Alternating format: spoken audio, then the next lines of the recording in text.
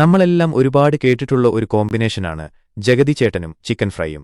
അങ്ങേര് ഒരുപാട് സിനിമകളിൽ ചിക്കൻ ഫ്രൈ ആസ്വദിച്ച് കഴിച്ച് നമ്മളെ കൊതിപ്പിച്ചിട്ടുണ്ട്.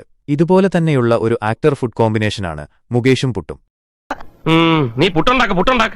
ഒരുപാട് സിനിമകളിൽ തന്റെ ഡയലോഗിനിടയിൽ എങ്ങനെയെങ്കിലും പുട്ടിനെ കൂടി തിരികെ കയറ്റാൻ മുകേഷ് ഏട്ടൻ ശ്രമിക്കാറുണ്ട്.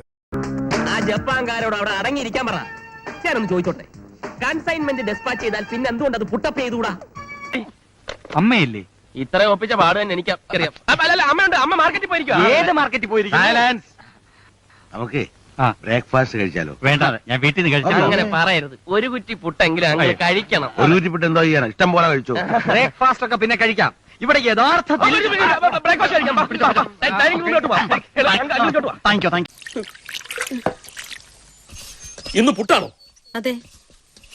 എന്റെ മനസ്സമാനം മുഴുവൻ പോയടി. എന്താ പുട്ട് വേണ്ടേ? നിന്നോടൊന്നും പറഞ്ഞിട്ട് ഒരു കാര്യമില്ലടി.